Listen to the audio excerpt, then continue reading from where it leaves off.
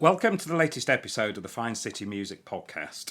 I'm your genial host, Paul Levens, ably assisted by my audio engineer, Stefan Melzak. Thanks to moving to a larger recording space, we're doing something a little bit different today, and we're going to have our guest playing a tune or two for us as well as talking. And rather than introduce today's guest with words, as I usually would, he's going to introduce himself in a minute with a tune for us.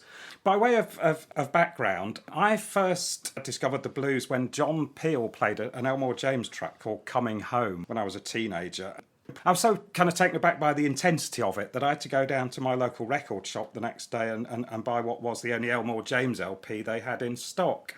And sidebar comment for those that don't know, the John Peel show theme tune was actually a cover of an Elmore James tune recorded by in the 70s by a band called Grinder Switch. And thus began for me a lifelong passion and exploration of the blues. A love that's taken me from seeing blues legends John Lee Hooker, Buddy Guy and Junior Wells live at the London Blues Festival in 1983, all the way to discovering today's guest in true blues fashion busking on the streets of Norwich. So with no further ado, with his rendition of Statesboro Blues by Blind Willie McTell, I give you Mr. Drew Webster.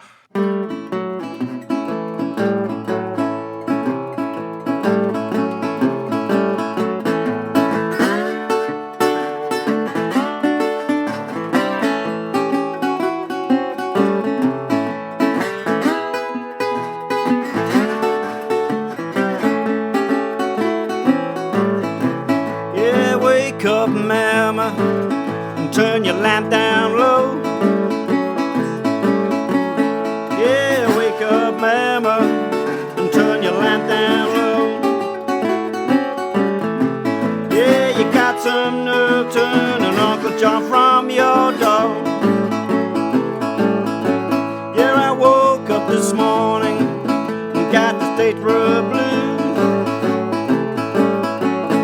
Yeah, I woke up this morning and got the Statesboro blues. Yeah, I looked in the corner and my grandpappy got them too. Yeah, my mama got them, my papa got them, my sister brought them, my brother got them. Well, look out, baby, I think you got them too. Yeah, I looked in the corner and I got them in my walking shoes.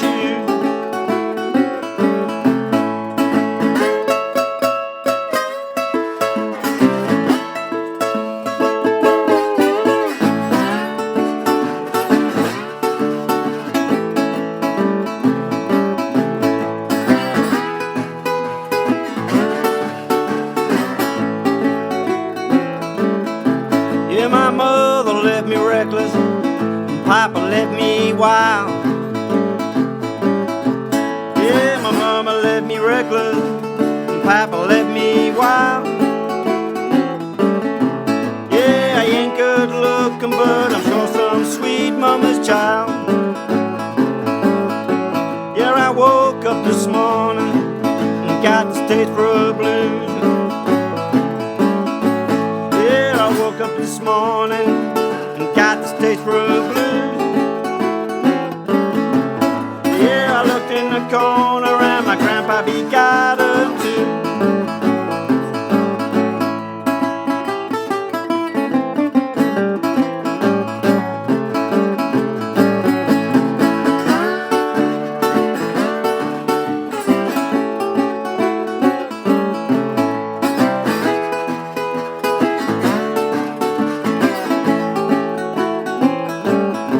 Yeah, come on, baby, and don't you wanna go? Yeah, come on, baby, and don't you wanna go?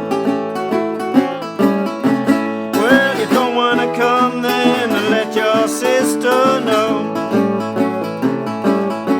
Yeah, I woke up this morning and got the Statesboro blues. Yeah, I woke up this morning and got the Statesboro blues. Yeah, I looked in the corner and my grandpappy got them too.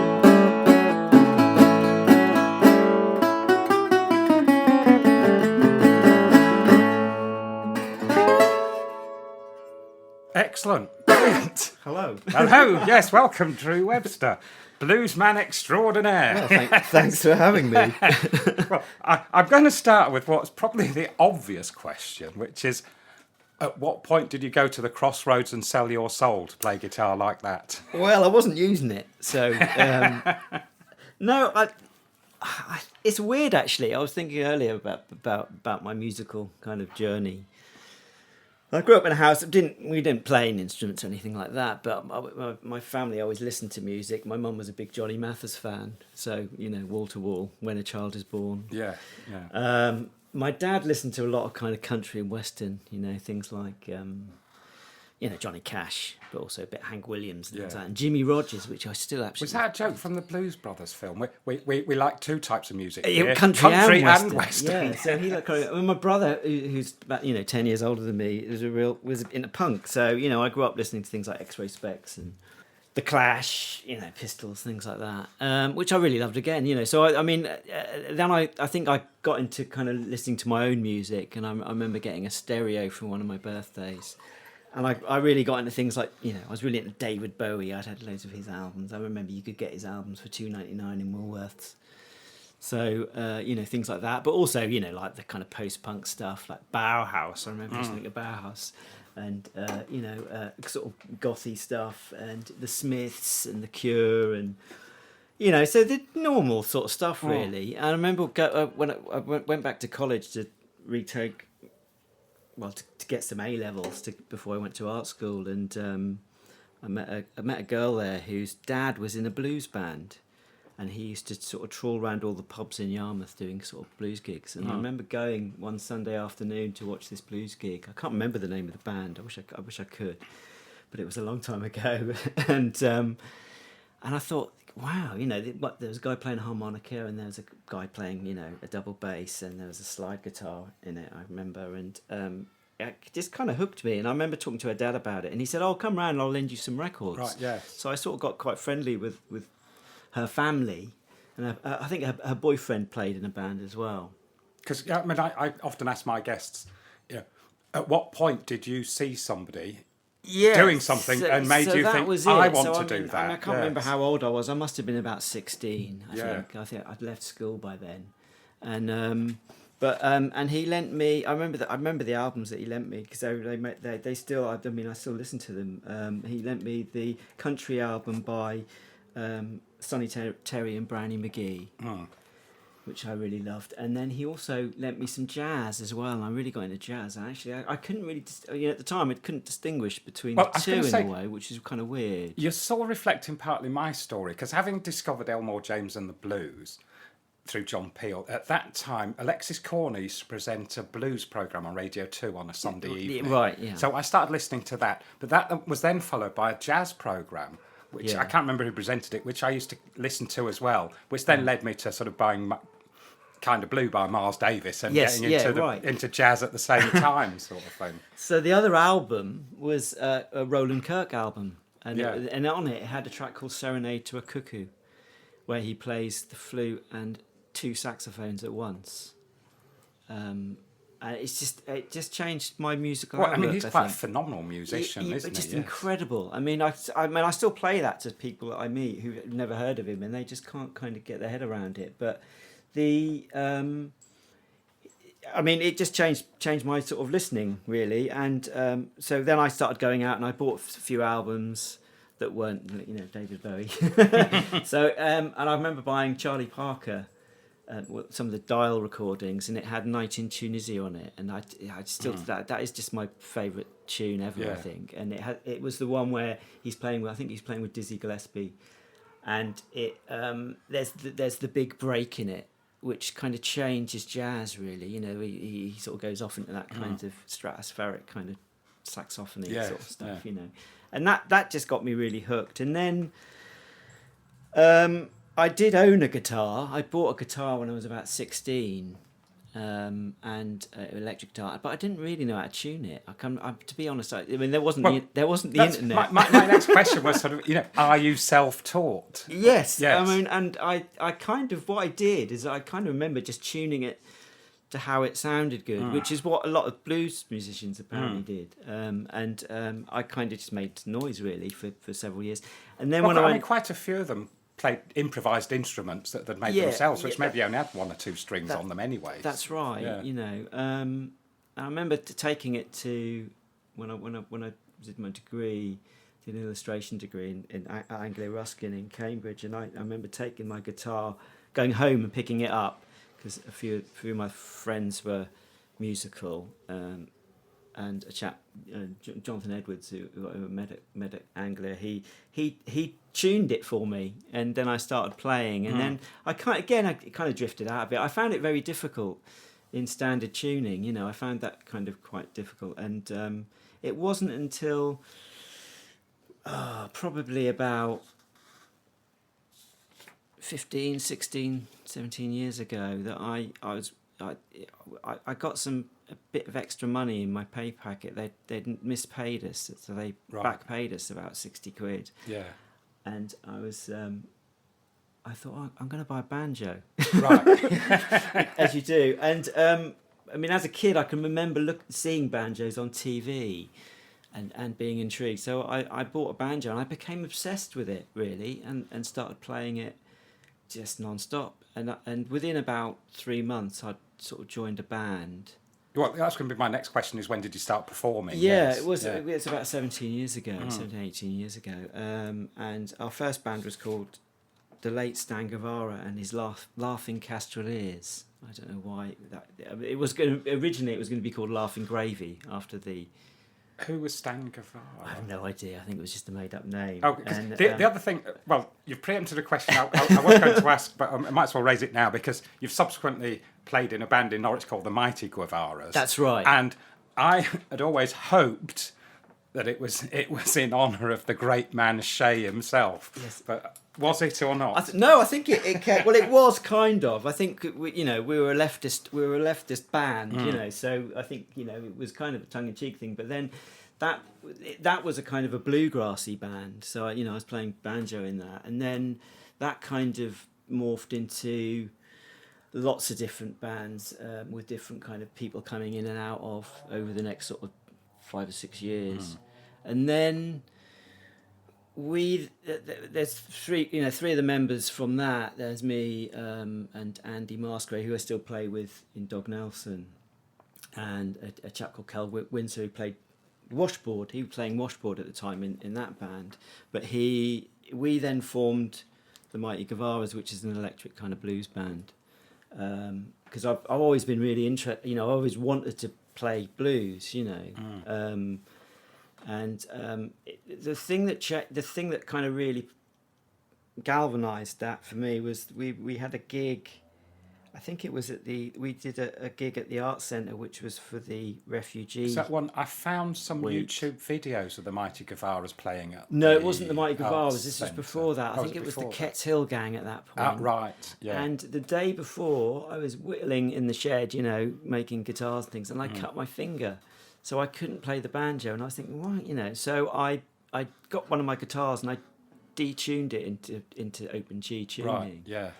And thought I'll just play slide, and it kind of worked. And I thought, all right, actually, I'm going to get into this, and that's what kind of made me jump from the banjo back into the guitar, really. Which sounds a bit like Tony Iommi of Black Sabbath, who developed a guitar style that it was an accident. Worked with the fact he had a missing thing. Well, a better example would be Django Reinhardt. Yes, actually. Yes. Yeah. I mean, he was a banjo player, Django Reinhardt, yes. to start with, until he had the accident in the caravan, and got burnt, and then he started playing the guitar. So, I think a lot of people started on the banjo. Really, I think it's just that kind of. But I find the open tuning really accessible.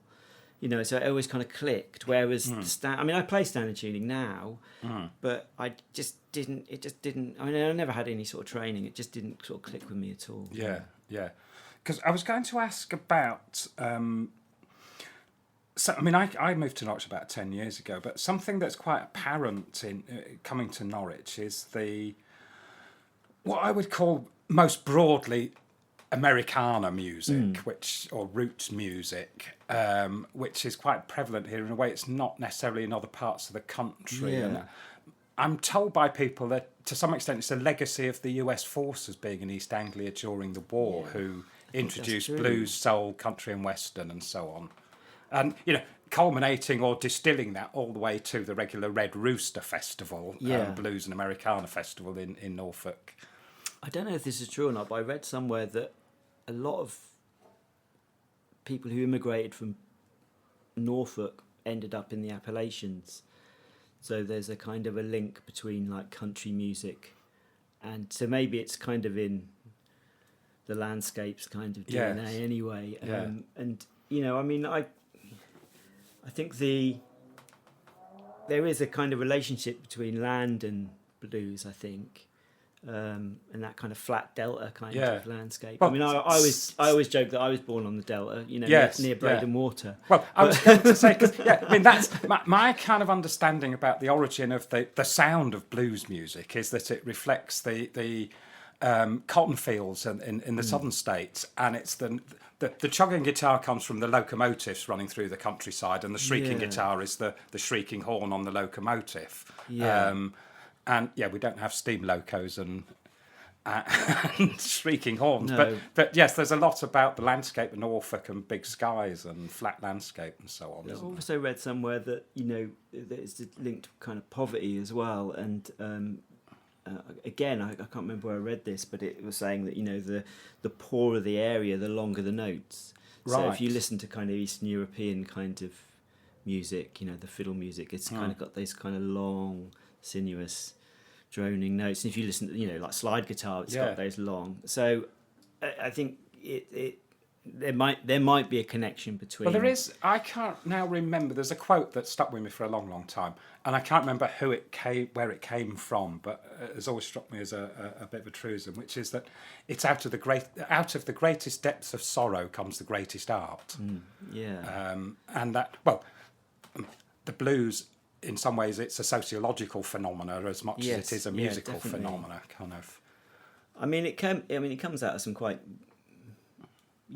dark places, but I think that it's also a kind of a music that's really, lifts your kind of soul up a bit. I can remember, listening to I think it was Son House sort of saying that if you're down, you play the blues, and it's almost like taking the hair of the dog, Yes, It lifts you up. So. Well, it does. It's a sort of mythical stereotype. Yes, but not every blues song starts with the line "I woke up this morning." No. There are early morning blues, and yes. there are a few blues songs that do start out like that, but generally not. Yes. It's that sort of early in the morning when my blues keep. Who was that? There's 4 a.m. blues and things like that. Yeah, when my blues come falling down, sort of thing. So I was kind of, talking about that, and then the context of Norfolk and blues and roots music and so on. Well, you've played Red Rooster, which is the premier Norfolk Americana Festival. Yes, but there are others. There's I'm thinking about the Dereham Blues Festival. Yes, we played that as well. Does that still exist? Yes, it does. Yeah. Because it's one of those things I've always meant since I moved here to go and check it out, but I never have. We've played that a few times. And you do like a circuit, so you may do like 2 or 3 pubs in a day. Right. Yeah. Which is quite hard work because you're setting up and breaking down and setting up and breaking down. But I have heard from people who do go that it can get quite lively as the evening gets later. It gets quite fruity by the end. Yes. But which is I quite like. Some of the. Well, it's part of it, that kind of barrel house kind of stuff. Well, that's what I would imagine that life was like in the barrel houses and the juke joints of the southern states, on a Saturday night. And beer bottles, Yes, yeah. And also, because you do quite a bit of busking. Yes. When did you start busking? Quite early, really. I think we started busking with sort of the first bands I sort of started with, just because Norwich is great, really, for busking, because it's it's permitless, so you don't have to. Oh, that's one of the questions I was going to ask about the busking scene in Norwich, and because I know some parts of the country there are bylaws and some council regulations. In some and places like you that. have to audition as well, and I think it's mainly to do with volume, and I think they have put some restrictions in about volume. But we're basically an acoustic setup now, so we've always been pretty much acoustic, apart from the Guevaras who used to be amped up. But I love busking. I think in some ways I prefer busking to performing in venues and pubs and things. To my mind, that is what the blues. That's where the blues started. Yeah. And you are continuing that tradition. It's the sort of street corner stuff. Yes. Because also, something that people listening to the blues will know that there are a lot of early blues artists who were blind Lemon Jefferson, blind Willie McTell, blind Willie Johnson, and what have you. But that if you were blind, it was one of the only ways to actually earn a crust was busking on the streets. I saw an artist at Red Rooster a few years ago, a guy called Todd Albright. He plays 12-string guitar in that kind of Piedmont fashion. And he was really great because he was telling stories about the people that he was playing the music from, and he played Blind Blake, Blind Willie McTell, all the blind people, and he was saying that why were they all blind, and he basically said, well, it's either for drinking the wrong stuff or it's the result of being born from someone who has syphilis. I was going to say, that was my understanding. So, it was the prevalence of syphilis amongst the African American community. Really. Yes. But there's a lot of blind musicians, and I suppose they would have. Blind Willie McTell. I watched a really good documentary about him a little while ago, and it said that he knew everywhere. He could just go anywhere. He knew every part of the city, and he could just walk. It didn't stop him at all, And he would go out and he would busk on the streets, it was his way of making a living, And he made. Because if you were blind, there was no other way of. You couldn't work in the cotton fields or in factories or anything like that sort of thing. I was going to ask you a few other questions about busking in Norwich, but before I do, I just want to give a shout out to Norwich musician called Taryn Evergreen, who is currently editing a film she's made about the Norwich open mic and busking scene, and which she kindly let me have a watch of the uncut, the uncut version of it, just to kind of get a bit more of an insight into that scene. But I had a few sort of probably quite prosaic questions about busking, because I've often wondered, how much is it possible to make busking? Not much. It's difficult to say, really. It sort of fits and starts. Sometimes it's quite good. We probably pay for the petrol, Andy's petrol, and a cup of coffee. But it's Do you just busk in Norwich, or do you go around Norfolk? We have busked in other places in Norfolk as well, so Dereham and places like that. But I think Norwich is probably the best. We normally play for a couple of hours, it's not a huge amount. It's even less now because people don't tend to have money on them. Well, I've noticed a few buskers now in Norwich have those little white card readers. It just seems a bit corporate to me. Yes, exactly. It's not quite the. Well, I kind of the blues, but I generally don't carry cash because I just live a cashless life. Yeah. And then often I'll be walking through Norwich and there'll be a busker and I think, well, I'd love to take their photo, but I don't want to do that unless I can give them some money. And if I've not got any cash, I think busker. I like people taking our photo. You take our photo. Well, that's how we first. Well, my photography and this podcast live a symbiotic existence, right? Yeah, and my photography has wooed a fair few of my guests onto the podcast. Yes, that's right. Well, it's great because it kind of gives us a bit of publicity, and we can, I've got an Instagram account and I just put stuff on it, from the band, and so whenever you send me a photograph, it goes straight up on there, and it's great to have professional photographers to photograph you. Oh, You know, yes. it's a kind of a record. Well, I'm not a professional Well, photographer. someone who owns a camera. Yeah. who can take a good picture. Yeah. It's great. I mean, I like busking just because it's performing, but it doesn't have that kind of captured kind of audience. So you have like a moving array Yeah. of people, and it's just really lovely when you see someone walk past and they just get a bit of a jiggle, or they respond to it. Some people respond to it, other people don't. I remember playing once outside of what used to be Habitat, and it was when we were in the sort of bluegrass band. Where's that would have been before my time, Habitat. Yeah, that's opposite the Ivy. There's that little kind of balcony bit, and I remember we were playing underneath that, and it was when we were with the bluegrass band, and there's the chap who used to sing in our band was a chap called Matt Geiss, and he was singing, and this guy ran past him, this little guy, he must have been in his 80s, really speedy, went past him, and as he went past his face, he went, "Bloody racket!"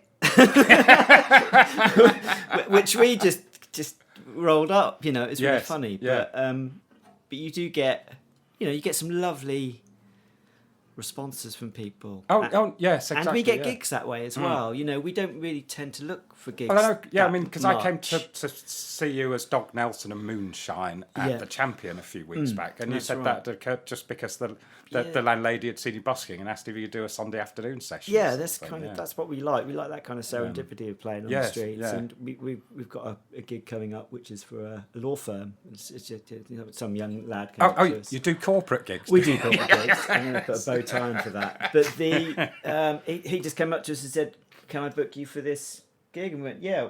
And then he went, "Well, I suppose I better hear you, because he'd booked us on our looks, because we had hats on. Right, yeah. So that's how we kind of get gigs now. Anyway, we in the past we used to do a lot more kind of legwork and. Yeah, I mean, because the Mighty Guevaras. The other band you played, it's the Tortugas. Yes, Tortugas. Tortugas. But I mean, you played regularly around the sort of Norwich pub scene, Yes, and we've done that places for like the years. Reindeer and. Yeah, we've played. We've been gigging for years, really. The Tortugas. There's a band called the Dry Tortugas when we first started, and that was a kind of dark surf, wonky kind of band. And then I'm still part of that, but we just record. We're doing stuff for sort of soundtrack music. So I write all kind of the lyrics, and we get together and just come up with ideas, and it's just it's a purely recording. Yes. Setup. Is that like? I sent you a link to a Norwich musician who calls himself Lone Mesa. Right, And yes. it's what I would call. Well, it's actually. We might as well talk about it now. Blind Willie McTell recorded a tune called "Dark Was the Night, Cold Was the Ground," which is Blind Willie Johnson. Blind Willie Johnson recorded "Dark Was the Night, Cold Was the Ground," which wasn't a traditional blues tune, but was a very low, slow, moaning blues instrumental, like a gospel almost. Yes, which was then initially recorded by Ry Cooder. That's right. But Paris, Texas. was then morphed into the Paris, Texas theme tune. Yeah.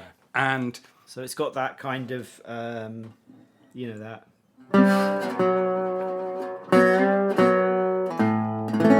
That sort of stuff, isn't it? Yeah.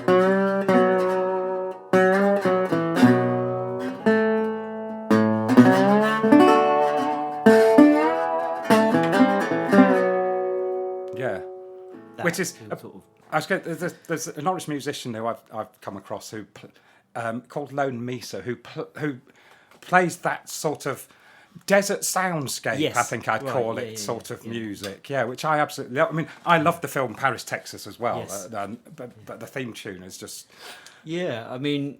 And it's been mimicked by I've seen a lot of films subsequently that have mimicked that style of soundtrack. I mean, I saw Paris, Texas before I heard the Blind Willie Johnson version, so I knew that version first. But then, obviously, then hearing the Blind Willie Johnson version, it's just such a great. It's amazing. And it's one of the records that's on the Voyager gold disc. That's been Is it? Oh, I sent didn't out, know that. It's been sent out into space, so it's I don't know where it is now. It's yeah. beyond our. So at Yes. some point, if someone can come up with a makeshift gramophone, when they find it, they're going to hear Willie Willie Johnson. When the aliens turn up and entertain us with blue slide guitar, we'll know that. I mean, I like to think that somewhere in the universe there's a whole culture that's grown up out of a kind of a religion based around Blind Willie Johnson. Yes, That would be fantastic. Blue slide guitar. But he was one of the people chose for it's called the Sounds of Earth, I think, and it's got things like it's got. I was going to say yes. Bo Diddley on it. I didn't know what was. I know that there's a thing being sent out there with all sorts of cultural artifacts on it, including music. But I wasn't sure exactly who was. I remember watching the episode of Blue Peter when I was a child about it. Yeah. I don't think they mentioned him on Blue Peter. It's on the Martin Scorsese box set of blues programs. There's a documentary about him and Skip James, right? And it's on that. Yeah. Well, I was going to sort of. I mean, as I was talking about, your own experiences of the blues, I just wanted to talk a little bit about the kind of history of the blues, if you like. Yeah, sure. And where it all started. The first documented blues artist, as I understand it, was W.C. Handy. Right. With the St. Louis Blues that he recorded. But yeah. in fact, two things. A, he wasn't actually the first blues artist. He was just the first one to publish sheet music for a blues tune. There's a guy called Sylvester Weaver who recorded what it was, is thought to be one of the earliest blues. I mean, I know that there is some, given the nature of American society and the position of the African American population in it at the time, and the lack of documentary records and whatsoever, nobody actually knows the answer authoritatively to where you can pinpoint that was the first blues artist, the first blues recording. I mean, I'm obsessed with guitars, so there's lots of stuff about what the early blues players were playing, and looking into it, it's generally kind of parlour guitars. And if there was a big parlour guitar craze in the 1890s, is a parlour guitar a particular type of guitar? It's just a small-bodied guitar. Yeah. I mean, and at one point, it probably was the biggest guitar you could buy. Right. Yeah. I think Martin made one quite early, sort of in the 1830s, and it's just a like a hourglass sort of shaped guitar. They're really popular still, and I think they were designed for ladies to play in parlours. Right. So ladies would play them in parlours, and then they got bored with them, and then they ended up into the hands of people. When you say ladies, do you mean white, well-heeled? Probably, ladies yes. That had parlours to play. To have parlours, But they would probably end up in once they got bored with them, they'd probably end up in the hands of the field workers, and there is that kind of. There must be a connection between those guitars and things like the banjo as well. I mean, it says that blues came around sort of Mississippi Delta around about 1900 or so. 1900, sort of the teens, those sort of things. But I'm sure it must have been earlier than that. Probably post Civil War, where if you look at post. Well, I was going to say in the sense that, as I was talking to you earlier about this, that I see music as the development of music as in any art as a dialectical process of artists taking elements of things from pre-existing music and synthesizing it into something new. Yeah. So at what point somebody in that process did that and produced what would, if we could hear it today, would be the first recognisable blues recording in the midst of time. I became obsessed a little while ago because I as I said, I make guitars and banjos and things, and I made a nylon string fretless banjo, and I thought, well, that must be the earliest sort of version of the banjo, that sort of gut strung wooden neck with a gourd, no frets, and. Well, I was going to say, I mean, the origin of those instruments would have gone all the way back to West Africa, wouldn't it? Senegal, places like that. So they were kind of makeshift instruments, I suppose. But then I was thinking, well, maybe early blues was played on gut strings, on parlour guitars. But then, looking into it, Martin brought out steel strings in about 1830, so they've been around a long time for the volume, I suppose. But I mean, I think it probably came round about the same time as jazz, I would have thought. Well, that's my understanding, that they both sort of, they grew out of the similar kind of sources and had a symbiotic existence, if you like. I mean, there are musicians who bestride both genres, if you like, can't there? I mean, obviously there's that kind of horror of, slavery and that kind of segregation thing that happened in the States as well. I read somewhere recently that blues really took off after the sort of slavery had ended, and then there was that period of like real poverty and hardship and when it was trying to be reneged, and gone back on, so there's that kind of burgeoning of those kind of mixes of people meeting and playing.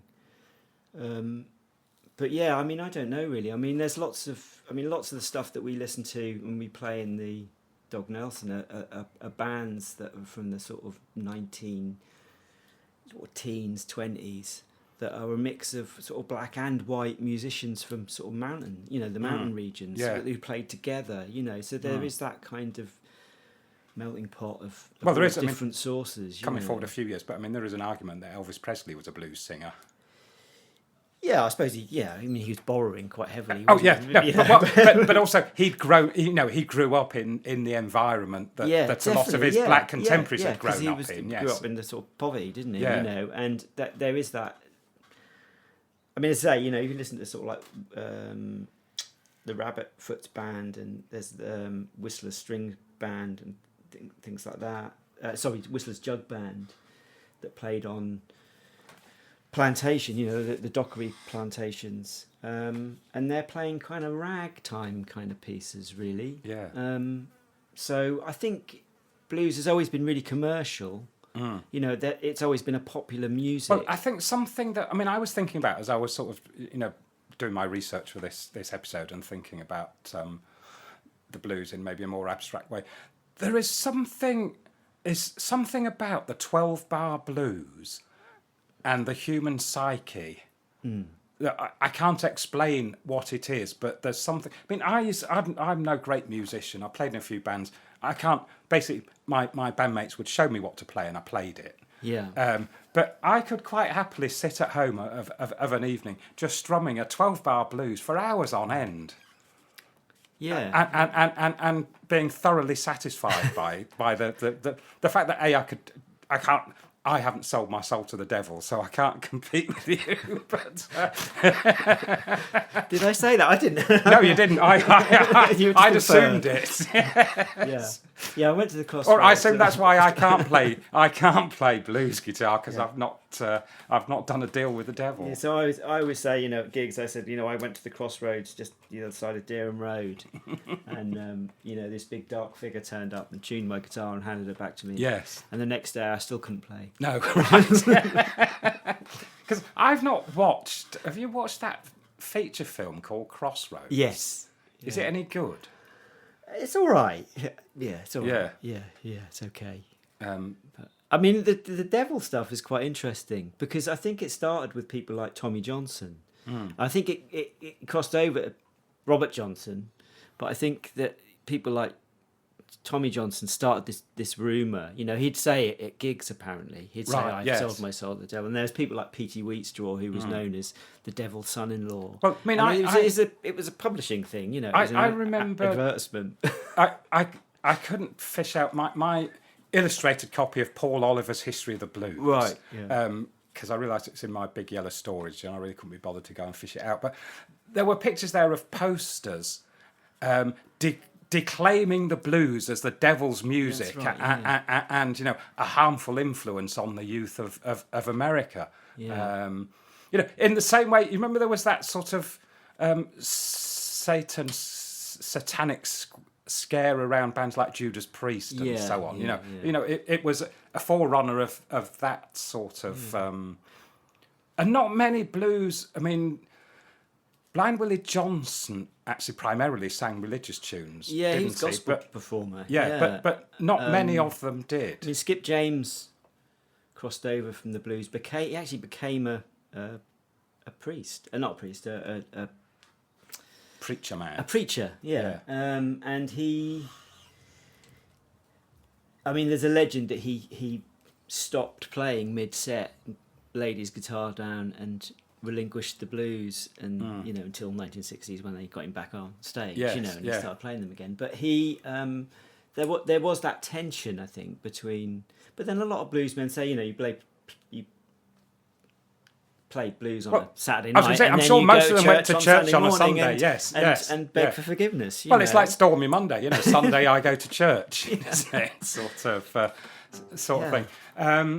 But it's also because it interests me something. Again, I mentioned this beforehand that I prepared for this episode today by going to watch the fairy doom band called fairy doom metal band called Fey Tooth, who played at the Norwich Arts Centre last night, and led me to pondering the fact that doom metal arguably is the most direct descendant of the blues that we have today.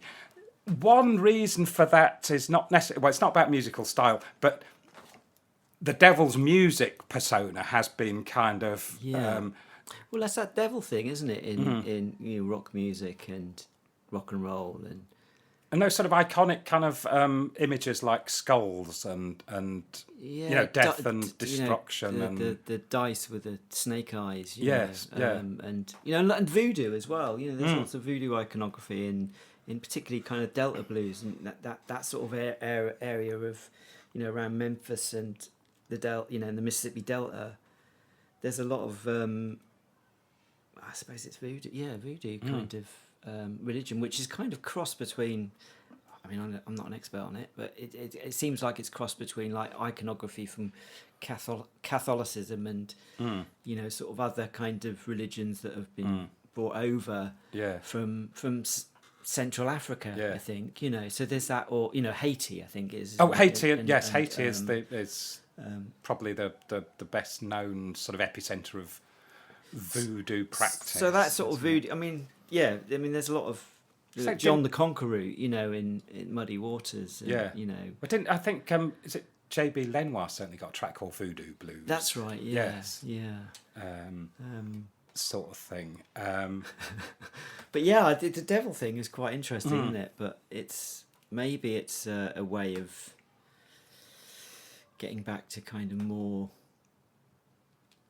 visceral, kind of realistic kind of beliefs. Yes. Oh, yeah. Well, I was going to say many, many years ago, a friend of mine, I'll give him a name check, he's called Jez Kelly. He's a university lecturer in English language, specialising in pronunciation. He wrote the definitive textbook on English pronunciation.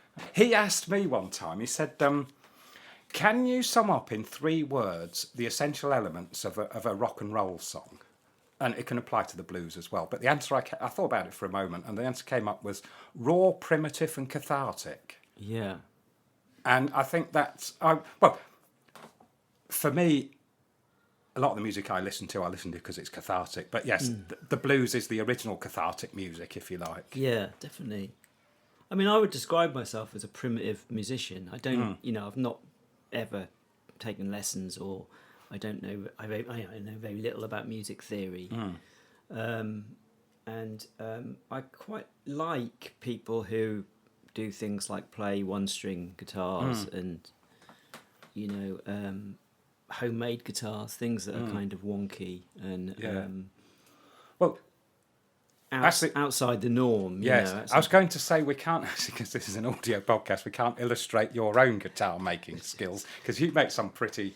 Yeah, I mean, weird and wonky instruments. If you go on my Instagram, you can see them.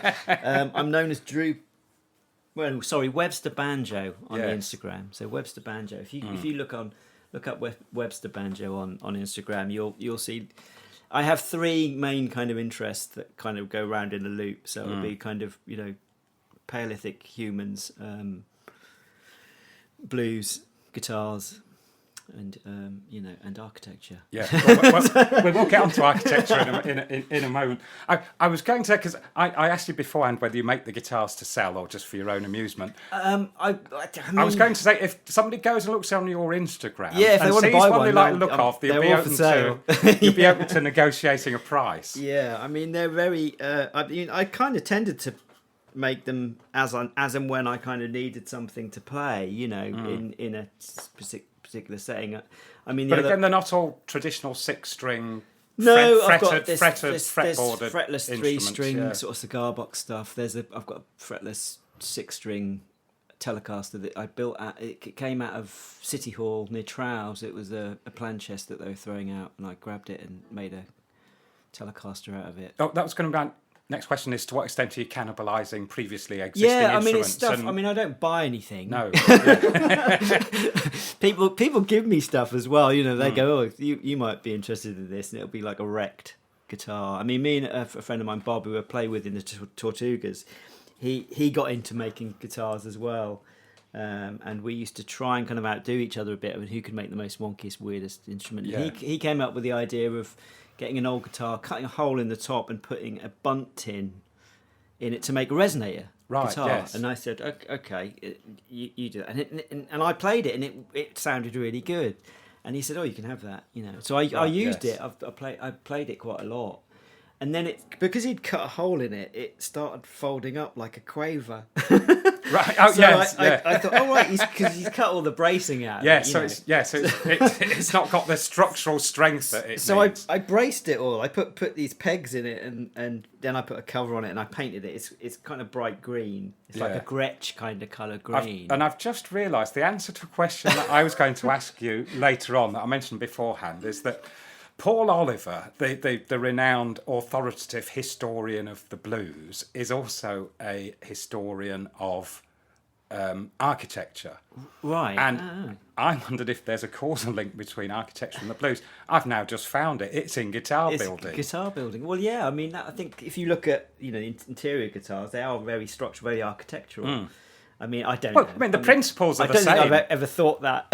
No, not constantly. But I mean, the principles of construction are the same. The laws of physics apply in exactly the same way to guitar construction as I mean, it when is I building put the structure in construction. this resonator guitar, I mean, I was putting posts in to kind of keep the thing from collapsing. And, that's not one you've built yourself? No, or this is a genuine, brass body resonator. But the other one I do still play it. I play it in Dog Nelson. I keep it in a different tuning, and it sounds great amped up. It's got like a pickup on it. But I played it at the art centre when we supported Daddy Longlegs. Oh yes, a few years ago, yes. And Rupert, who organised the bands on, said, we know you're an electric band, but could you do something a little bit more acoustic-y, because obviously they're really electric, so it'd be a nice contrast. So I said, yeah, I'll bring an acoustic resonator kind of. It's still plugged in, it's still electric really, but I played it, and I remember at the bar someone came up to me and went, oh, I really like your guitar. It's a lovely guitar. That is it a Gretsch? Because it was Gretsch. It's painted Gretsch green. And I went, well, no, it's more of a wretch, really, because it was just, And I showed him it up close, and he's like, oh right, yeah, I get it now. Yes, it's a piece of junk, but it does work. And so yeah, we got into lots of making lots of different guitars really, and I made diddly bows and one string sort of things. Yeah, well, because I was going to say Bo Diddley famously built his own guitars, didn't he? Yeah, and also stomp boxes. We play stomp boxes in the Dog Nelson, so those things we make pickups in them. Tell you something I fancied playing one day. It was actually, I told you because I was involved in the Brixton Windmill, and we regularly support on Errol Linton, the Brixton blues man. He's played. I've seen him at Red Rooster and so on. But I remember watching him play with a washboard player, and I thought that looks easy. I could do that. So I bought myself a washboard. Yeah. No, it's not as easy as I thought. Well, let's say Kel used to play the washboard in the Ketts Hill gang. He used to play it like a full drum kit. I don't know how he did it. And I can remember drummers coming up and sort of looking at him, going, "What?" Because he used to have things tied to it, and and it's loud. You know, it's a powerful sort of Well, percussive I was going to instrument. say, I mean, you quite a know. lot of the early blues musicians improvised all sorts of percussive contractions to accompany themselves, yeah. I mean, didn't they? in the sort of 20s, there was a kind of there was a music sort of street band form called a spasm band, and a spasm band was made up of kind of homemade instruments. You might have one person with a guitar, Right, yeah. you know, but everyone else, they'd make like a drum kit out of crates, boxes, and you know they'd be using washboards. Kazoos played a big part of that as well. But yeah, so if you look at street spasm bands from the kind of Beale Street kind of 1920s, Yeah. and they're really good. I mean, they're fantastic. It's fantastic music, but it's really upbeat and, you know, like lots of washboard and percussive kind of elements to it. But there might only be, as I say, one person with a with an instrument. And they used to do this thing called blue blowing, which was like the comb and Yes. tracing paper. Yeah. Oh, blimey, I did. Yes. So you used to make it sound like a trumpet. Well, You know, it was like that. That was almost like, you know, that was an improvised kazoo. Yes, yeah. I mean, it was an improvised kazoo. Imagine that. But Yes. they used to have kazoos as well. But then they'd get old trumpets, wrecked trumpets, and cut the ends off and put them on the end of the kazoo, so it give it more of a projection. Yeah. Well, I was just going to talk a little bit about architecture, because as well as being a musician, a guitar builder, an illustrator, you're a lecturer in architecture at City College? Yes, that's right. Yeah, architecture and 3D design. So it's sort of a hands-on course. So we make everything. We set it up probably about 8-9 years ago. And we sort of talked to industry, and they said that people are coming out of uni and they can't make things. You know, they're good on the digital side, but we need men and women in sheds who can I'm make stuff. guessing you might be like me. I went to school in the days of woodwork, metalwork, and technical drawing. Yeah, technical drawing. Yes. Which, you know, I mean, the grim old days. yeah, well, you see all these sort of, you know, old footage of things like aeroplane factories, and they're just banks and banks of technical drawing boards. Yes, you know, it's all now done. I mean, one of my daughter's friends is I think she works for Mott MacDonald, who did the Elizabeth line. Yeah, but I mean, it's all done on CAD computer. Yeah. So I mean, that's what we got back. So we set that course up. It's been really successful, you know, and our students go off to do architecture, the creative side of architecture, you know, so that it's not engineering.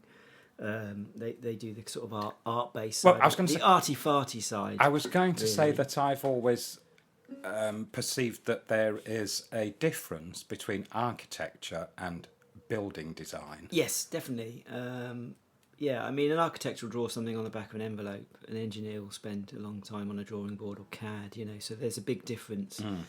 You know, and as I say, you know, we do the arty stuff. So, you know, we're happy to build bridges, but I wouldn't want to walk across one, you know, we'd get an engineer to look at that. But they come up with some fantastic stuff, and it is all handmade. We use a lot of recycled material, so there's a lot of kind of wood and, you know, plastics and stuff that we find, really. Yeah. I mean, we tend to try and keep it kind of quite ecological as well.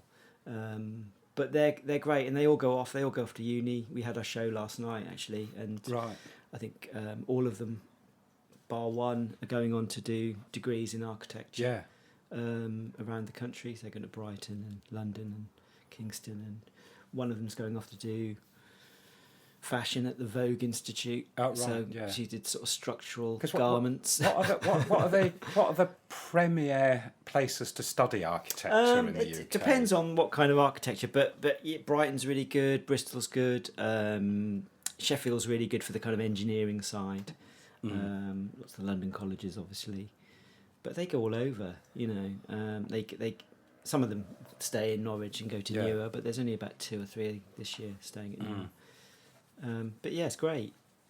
But I also wanted to ask, because I know from talking to you that you have a particular interest in brutalist and Soviet brutalist architecture. Well, anything sort of mid-century, really. I'm pretty interested in that. There's a period, the sort of late 60s, through sort of mid-70s, where I think design is just really fantastic. Not just architecture, but product design as well. I recently bought a pen online. I mean, again, it's another area of nerdiness. It's fountain pens and drawing.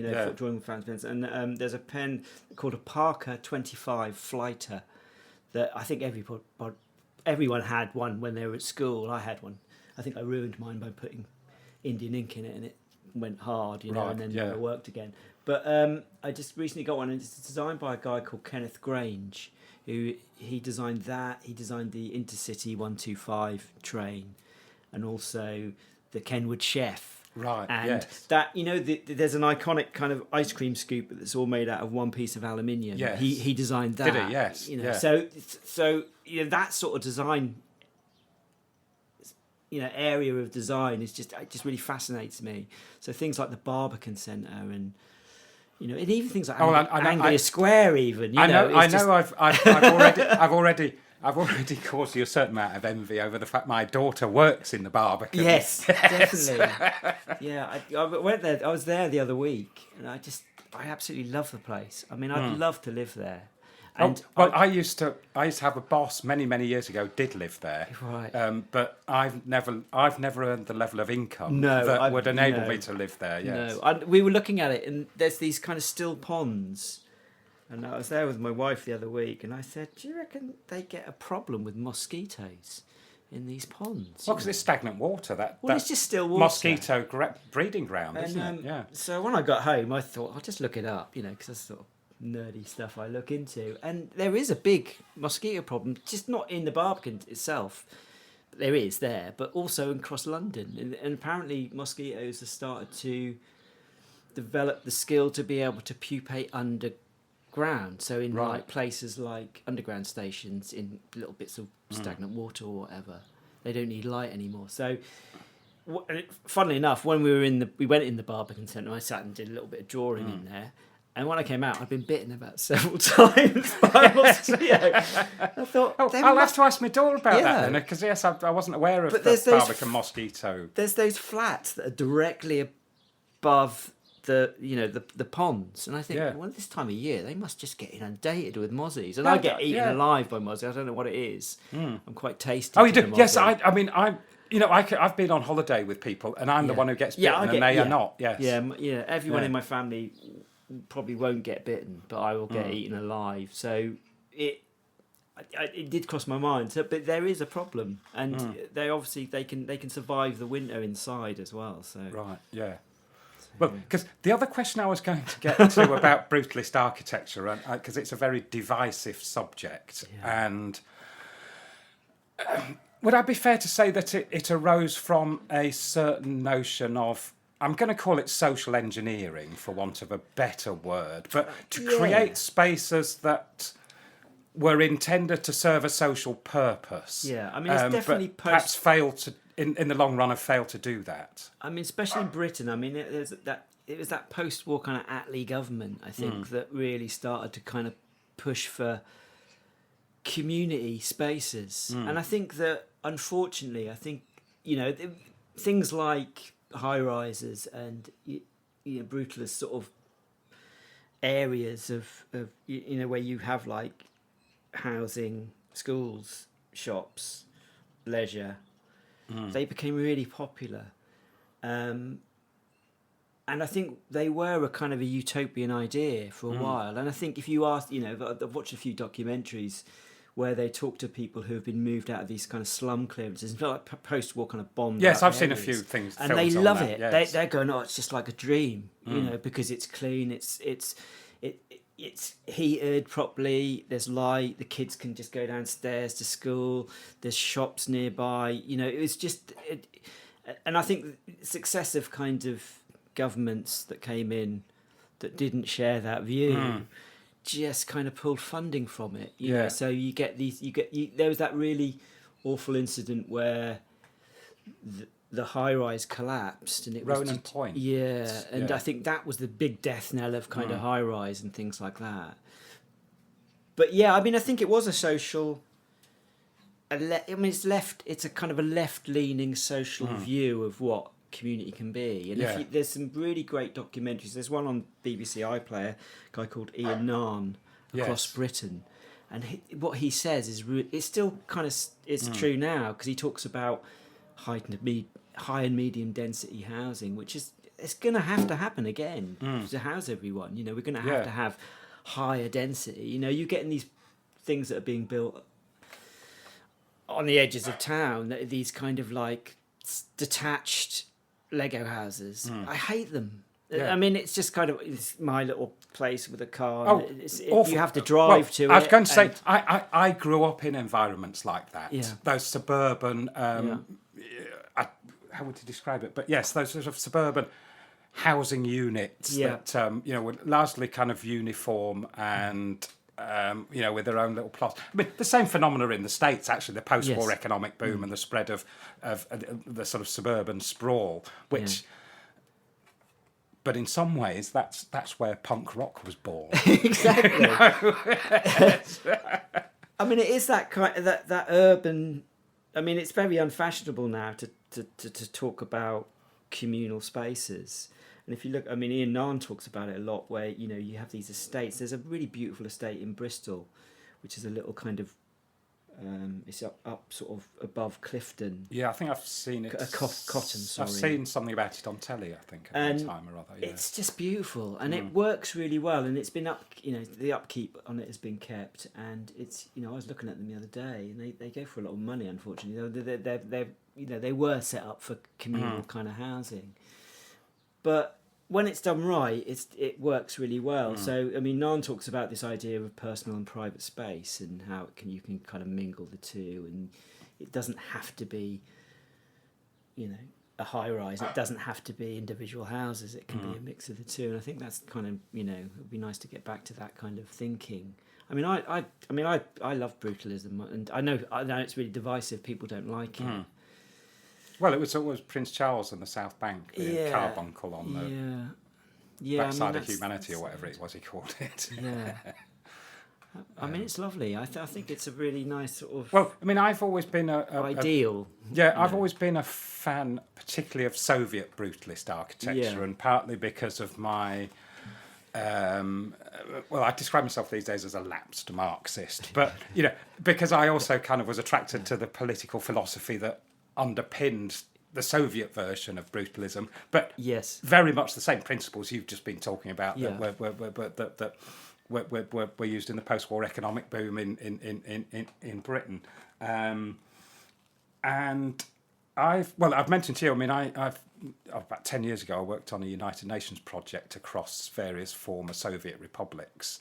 In particular, Georgia and Moldova, I spent a lot of time in, and was able to absorb and appreciate brutalists a large number of. Sadly, I'm not the accomplished photographer I am nowadays, so I don't have a fantastic photographic record of all these things that I saw. And I don't know, the one that really impressed me, because I didn't know to expect it, and I don't know if you might be able to picture the building. It's in the entrance to Chisinau in Moldova. Right. You drive in from the airport, and these they're sort of huge tower blocks either side of the road that go up vertically up from the road, but then the roofs come down slopingly, so that they're both two huge great triangles that operate almost like a modern entrance gates to the city. And seeing it for the first time, not expecting it, I was lucky. I think Moldova's the country outside of the UK I've visited more times than any other country as a consequence of working there. And I don't know where I'm going with this anecdote. Well, it's just, I mean, the thing about brutalism is it is divisive. It's divisive politically as well, because obviously, the thing that happened with Thatcher after kind of, in the sort of late 70s, and that kind of idea of owning your own little plot, and it kind of broke all that down. And so so those sort of buildings have kind of become really kind of almost like pariahs in this country, really. And I mean, I was listening on the news the other day, and Trump said something about he wants to ban brutalist architecture. He wants to pull down. I've not heard that one. Lots of brutalist architecture, because it's, you know, it's politically on the other side of the spectrum, isn't it? Yeah. So, I mean, there is that to it. But I mean, I just think from an aesthetic point of view that it's very interesting. Well, it's, to my mind, I like things which are clean, simple, and functional, but you know, there's no unnecessary ornamentation or That's right. augmentation in any way. It is, you know, strictly functional, designed for function sort of thing. Yeah. I mean Anglia Square is a classic example of a really nice piece of brutalism. I mean, I think if they'd have looked after it, they could have probably saved it. I mean, it's gone now. I mean, it's going to have to be pulled down because it's gone, isn't it? You know. But I mean, the HMSO building, what a fantastic building! Yeah. I mean, it's just stunning, really. Once you get past all the graffiti and rot, Yes. Yeah. you know, I mean, that must have been quite a fantastic look. You know, the stairwells and. I mean, I've got a bit of a thing about brutalist stairwells. Have you? I've got probably quite a lot of photographs of different types of brutalist stairwells across the country, just because they're just a thing of beauty, really. Concrete, prefabricated. Well, something that I've got a friend, another of my old university friends. I'll give her a name check. I've had an old friend of mine complain that I didn't name check it in an anecdote I told in a previous episode. So I'm now going to make a point of name checking people with anecdotes. Called Stephanie King, who also shares my passion for Soviet brutalist architecture, and we both went to Tbilisi one time to go and have a look at some of the examples there. This was before lockdown. We were actually planning a UK brutalist architecture road trip. That would be fantastic. Which has never quite come to. It got lost in lockdown. You'd have to do that in something like a kind of 1960s Trevant or something, wouldn't you? Do you know what I hadn't thought about that, but you're right. You'd need the right kind of cut, or yes. maybe like an Austin Allegro with a brown vinyl roof. Yes.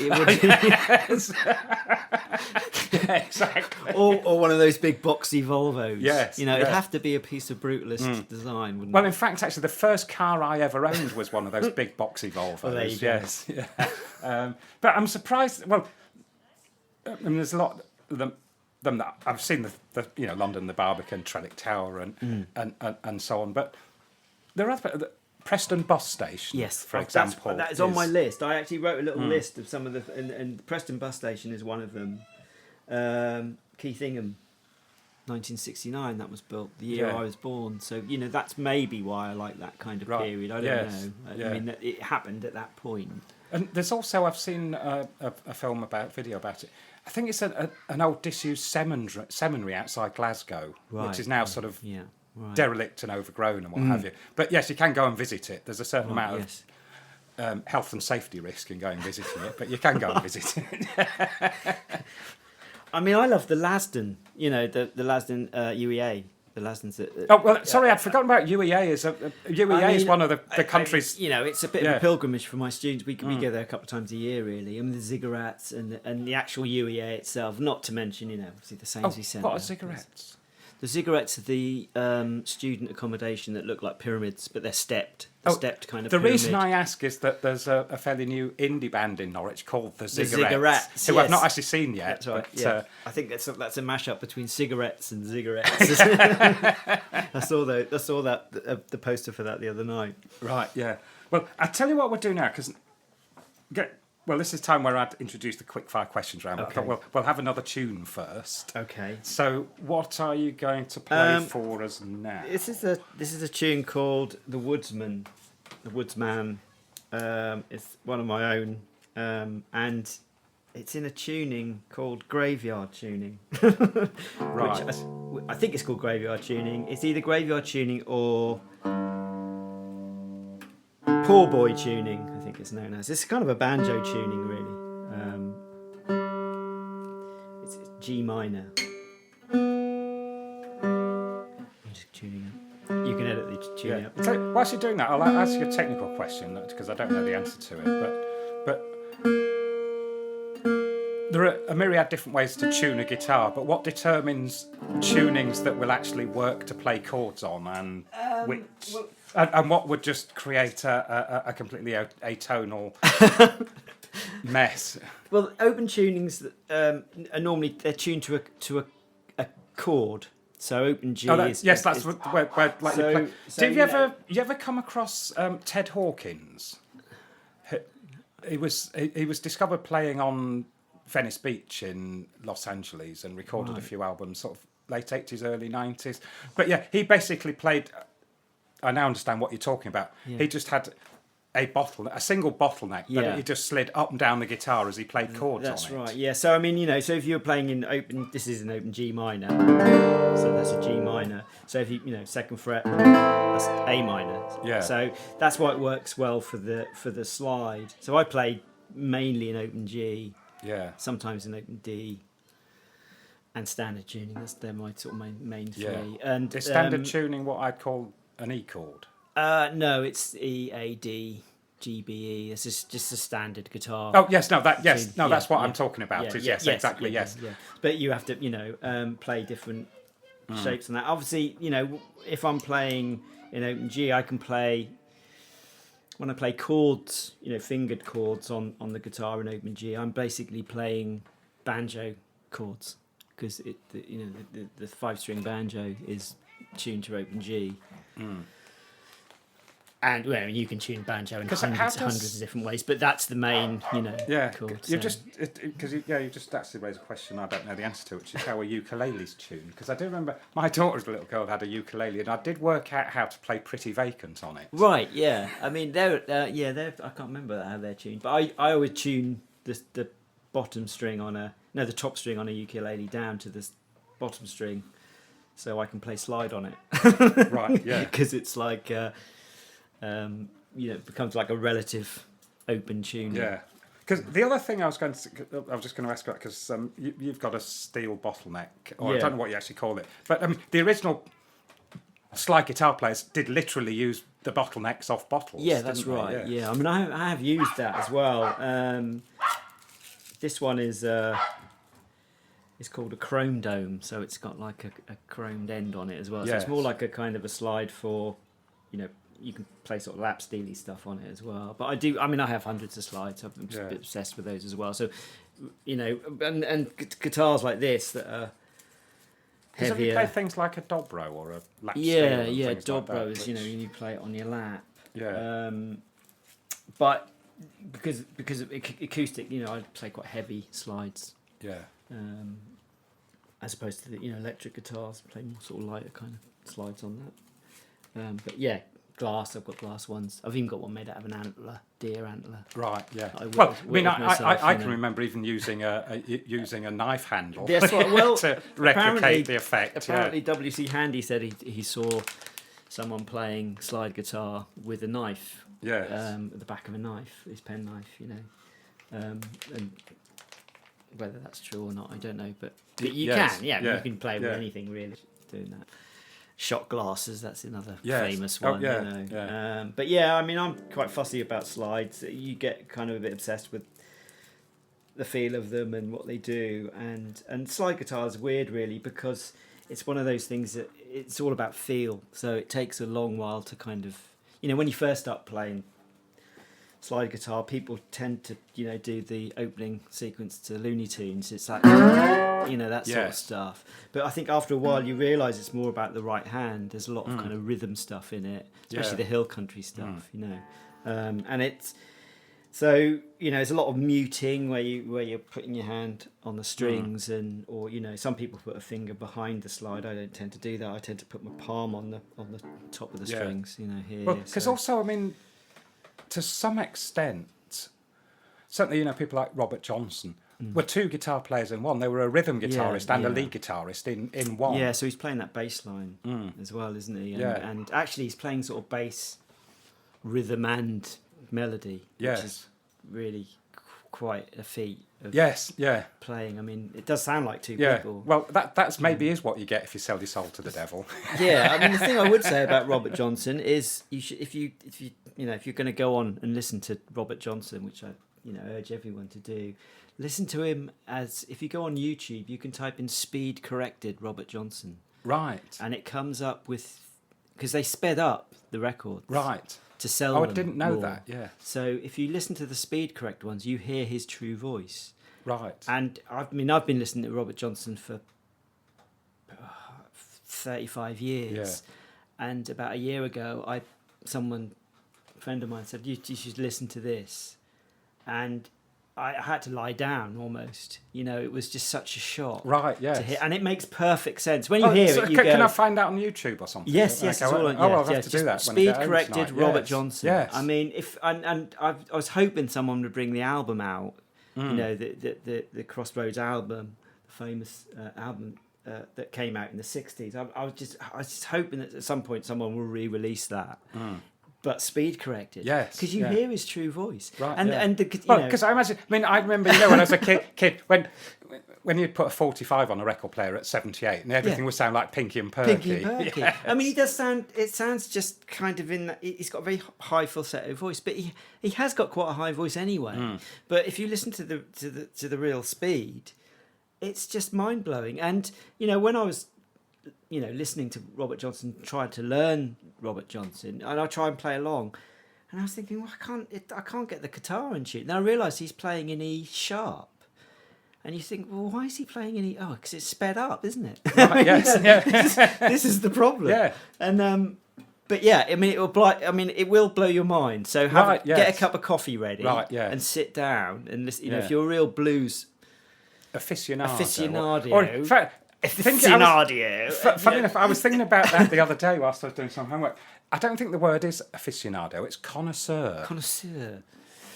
Yeah, you have to kind of do that as well when you say connoisseur. Yeah, but he. Yeah, I mean, if you listen to it and if you've been listening to Robert Johnson for years and then you listen to the Speed corrected, it will shake you up a bit. Oh, well, I'll have to do that when I get home tonight. Fantastic. Yes. Yeah. Well, do you want to introduce this tune? Yeah, this is called The Woodsman. There is a sequel to this song called The Face of the Black Madonna, which is a Tortugas track as well, which you can find that on Spotify under the Tortugas, or under it's all on YouTube as well.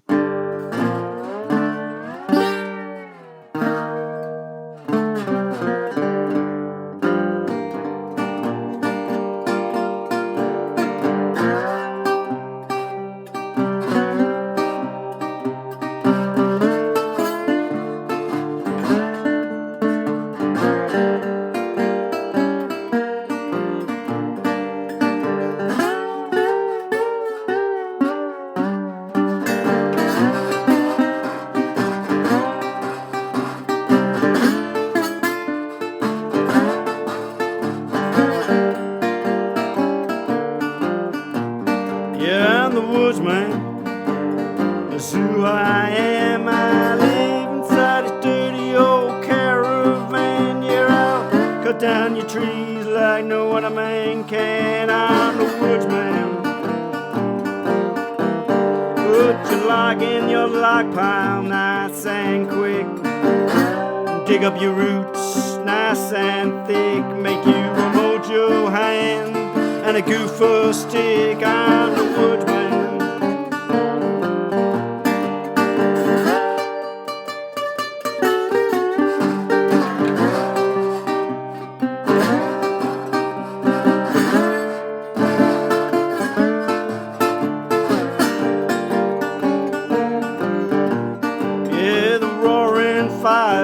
Down below, you're gonna walk that path afraid to go. Well, I love you quick, I love you slow. I'm the woodsman.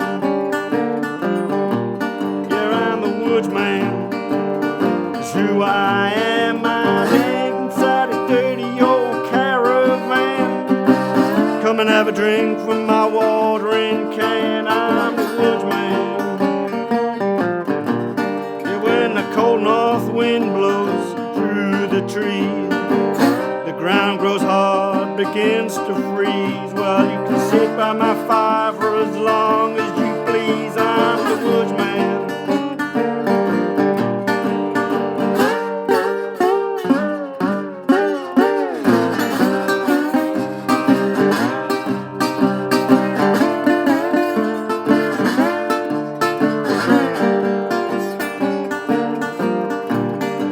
My caravan is cozy, got a big feather bed. Actions speak louder than the words I said. Well, I got moves to raise the dead. dead. I'm the woodsman. Yeah, I'm the woodsman. It's who I am. I live inside this dirty old caravan. Well, watch out for my sleight of hand. I'm the woodsman.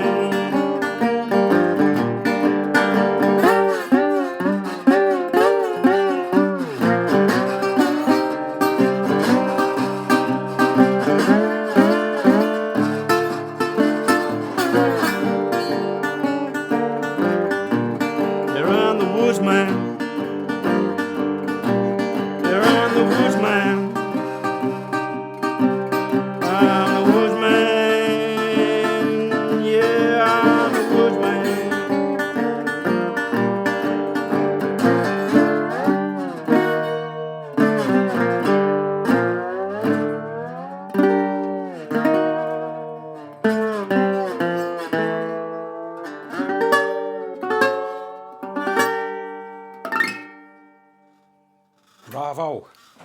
Brilliant. Yes. The woodsman. Yes, yeah. Well, no, I mean, I watch with envy because I would so love to be able to play a guitar like that.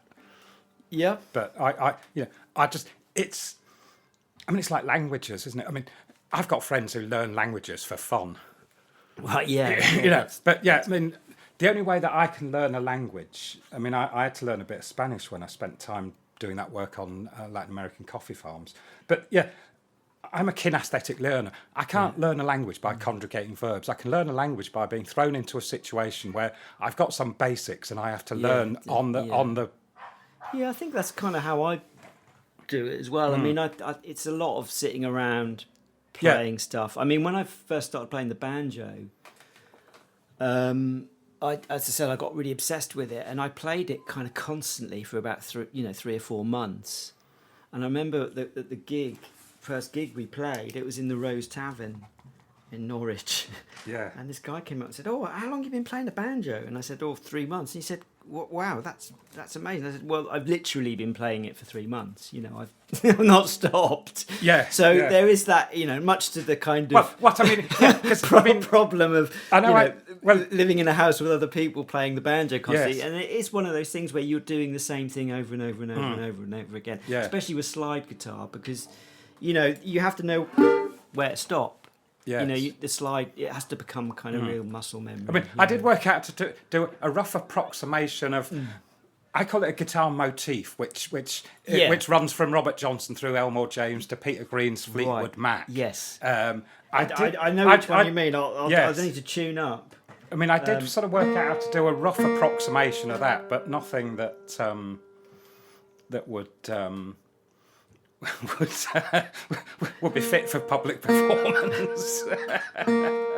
As well as it was actually somebody taught me. I don't know if you know the Status Quo tune "In My Chair," one of their very early tunes, but there's a little riff. You'd probably recognise the riff if you heard it. But I learned to play that as well. Yeah. These little things used to amuse me because that was as much as I could do. I listened to a lot of Elmore James when I was a student, and I love it. I still love Elmore James. Well, I mean, he was my introduction to the blues. But yeah, if I was that kind of.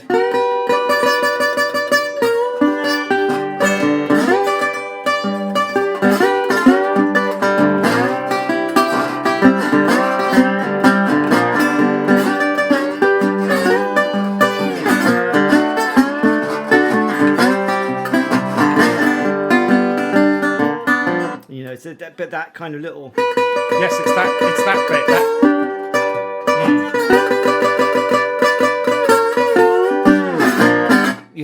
Yeah. Oh, because in fact, it's 1,000 blues songs. There was a tune on that very first Elmore James album. It was called "Whose Muddy Shoes" on Chess Records, which is actually a collaboration with John Brim. But there's a tune on it called "Madison Blues," which I did work out how to play. Similarly, the guitar slide motif of that because it's very simple. Yeah. It's easier on an electric, but it's kind of, it is that.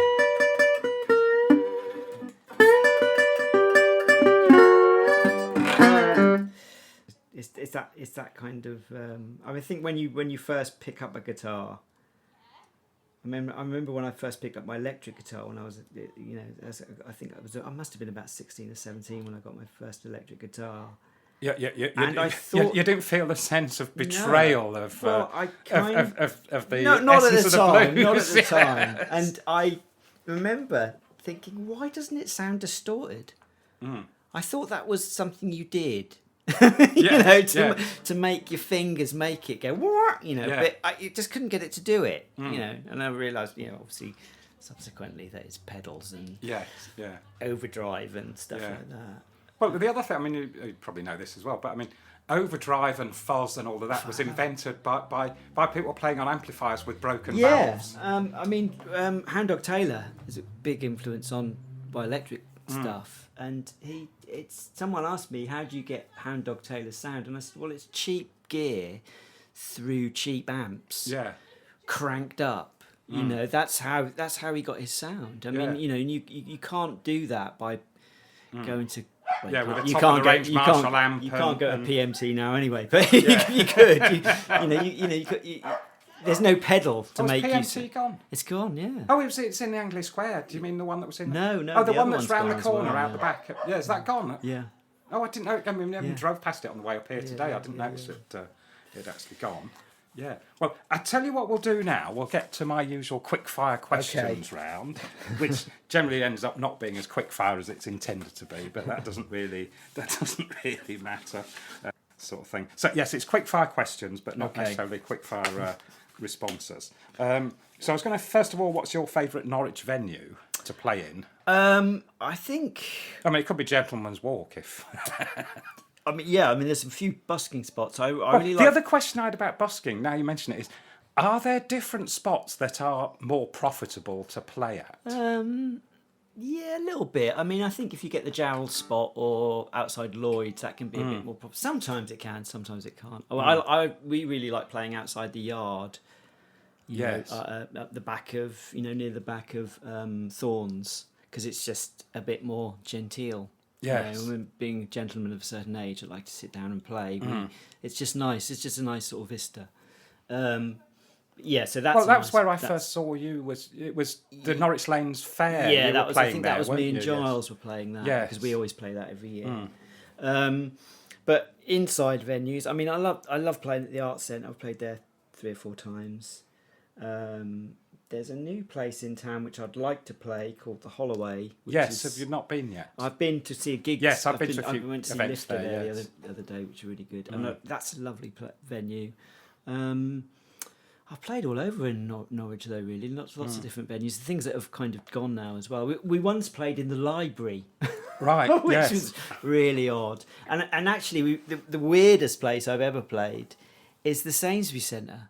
We did an evening thing there, and there's no acoustics in the Sainsbury Centre because Norman Foster designed these things in the ceiling that sucks out noise, so it doesn't sound like a swimming pool, basically. But then it's not designed as a space for music. So it was weird because I could hear my banjo, but I couldn't hear the guitarist next to me. It was just really unusual kind of acoustics.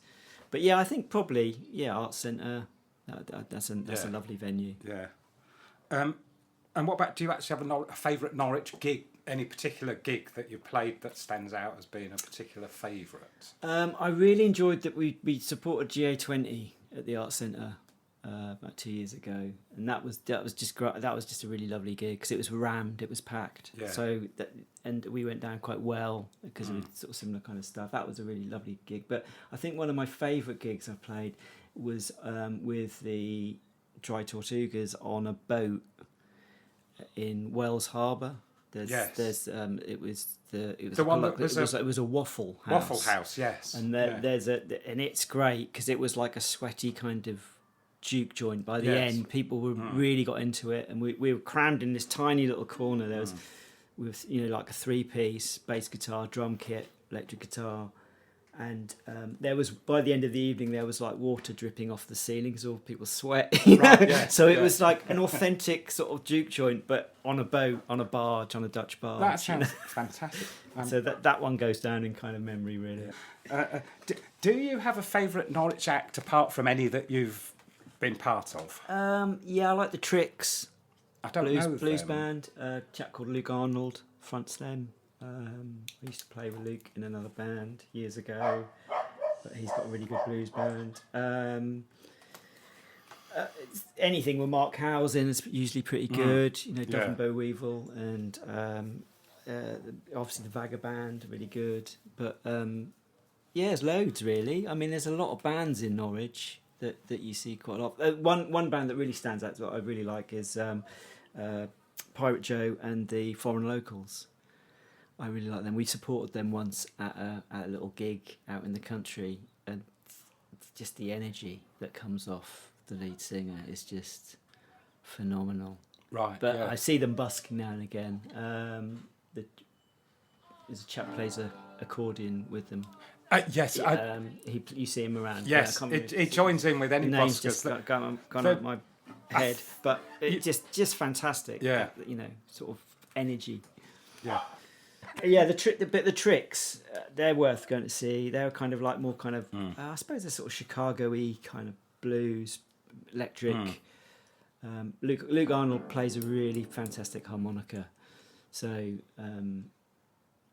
yeah, lovely chap as well. Yeah. Good hats, good selection of hats. Yes. Well, a hat is, as we're saying, it's you essential. know, as I said, you can't really play the blues unless you're wearing some kind of hat. Yes. It's kind of, you know, it's like going into a cathedral without a hat on. Yes. With a hat on. Sorry, it's the it's appropriately respectful way to dress when presenting this revered art form. Likewise, blues. I discovered recently you can only wear sandals playing the blues if the toe is enclosed. You know, so is that right? Yeah, so you can wear, you know, those shoes that are kind of got air holes, because you'd have to wear something like that in the deep south, wouldn't you? So you know, you wouldn't wear.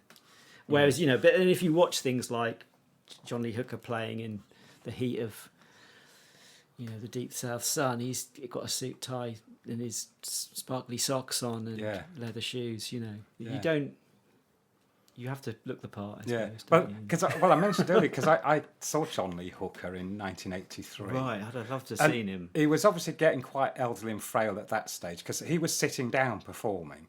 But every now and again he'd jump up and start jigging around, and his minders would come on stage and make him sit down again. Yeah, right. And because I don't know how long after, it probably wasn't that long after that he passed away. I can't remember exactly when he passed away.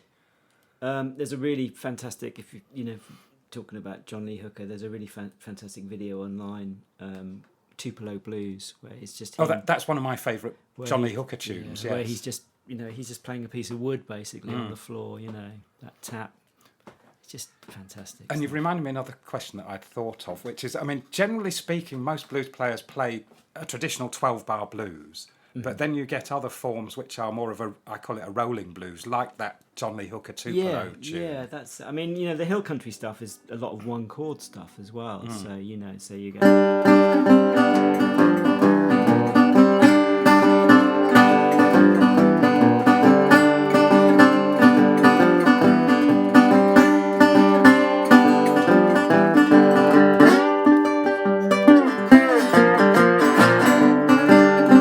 So it's all kind of one chord based stuff, which I really like. You know, it's quite nice getting out of the 4-bar. I mean, if you listen to early, the 12-bar or 8-bar, if you listen to early sort of blues, they sometimes hang on. I mean, John Lee Hooker was renowned for putting an extra couple of bars in if he felt like it. He was a nightmare to play with, apparently. Yeah. There's a tale where he was playing with, I think it might have been the Rolling Stones, and they said, what key are you in? And he went, that key. Mm-hmm.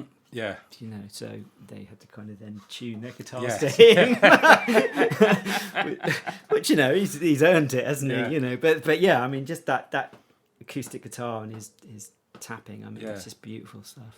There is a whole conversation to be had about the 1960s British blues boom, and people like Clapton and the Stones recording with Howling Wolf and Muddy Waters, etc., which we haven't got time for today. No. Because I think we've talked enough about this. But that would be something I'd be another time for another time. The song you wish you'd written. Anything by Willie Dixon, really. Well, that's about half the blues tunes. I don't know, really. Sky's Crying is a beautiful tune as well. I mean, that's just such a lovely song. There's a really lovely song by, I think it's Brownie McGee, called Rainy Day Blues, which is just a really beautiful song as well. The first time I saw that was on Angel Heart, the film. Oh yes, with Mickey Rourke. Yes, he's playing it in a bar, and then I looked it Yes. up, and he did actually. It was a kind of sort of different, lots of different versions of it. But Funny enough, when we were that's a talking really about beautiful Paris, song. Texas, that came into my mind, and I couldn't remember the name of the film. Yeah, but it does have a very. It's got voodoo in it as well. Well, yeah, I was going to say it does a wonderful job of evoking that really steamy, Sweaty, humid, yeah. sweaty. Yeah, sort of I was talking environment, to my son about doesn't it the it? other day Yeah. because he just recently watched it. He just read the book as well. I was talking to him about the book, and there's that point in the film where it changes from New York in winter to kind of New Orleans, and it's really hot and humid, and the whole film just changes at that point. And he's got this, the white suit on, and the, then you've got all the kind of stuff of New Orleans in the sort of like late 40s, early 50s. So have you been to New Orleans? No, I'd love to go. Have you travelled that part of the world at all? No, not at all. Because it's the sort of thing I've for years mused on the romantic notion of doing it. Yeah, but yeah. I think the reality is Yeah. actually the lengths of the driving I involved think the and thought so of it on is it's just fantastic, isn't Yeah. it? I mean, if I went to if I went to New Orleans, I'd like to go there in the 1940s, really. that's the other thing is that New Orleans today is a kind of tourist Yeah. pastiche of I mean, I went to New York in the late 90s, and New York was just what you expect it's going to be, and a little bit more. It's fantastic. I mean, I grew up watching Starsky and Hutch. well the thing that and thinking, wow, New York. But it was like that. that's what I felt like walking around when I visited New York. Walking around New York is like walking around a giant film set. It's just brilliant. Yeah. I loved it, and the museums are fantastic. I mean, in London, you've got artifacts from Egypt in the British Museum. In the Metropolitan Museum, you've got the whole temple. It's just a whole different world with a glass window with the view of Manhattan. Yeah. So I mean, it's what a place. I mean, and we went in sort of late July, so it was like walking into a steam bath every Right, time yes. you came out of the subways and out of the shops. Well, I was going to say, I went in May and it was 90 degrees then. It was just roasting. It was Yes, lovely. It was yeah. fantastic, though. I highly recommend New York. I don't know what it's like now. I mean, I don't think I'd be let into the country now with my Instagram account. With That's my daughter. My daughter. Well, she's mixed race. Her mother was Afro-Caribbean, and Yeah.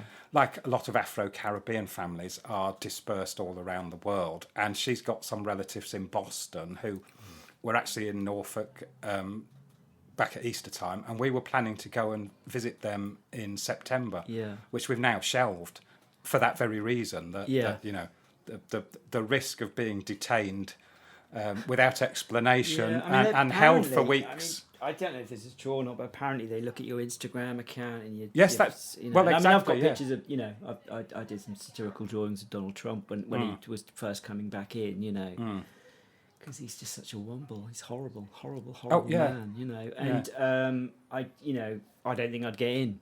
Oh no, yes, yeah. Well, ditto. Well, I mean, I remember back as a student when I used to sell the militant newspaper, and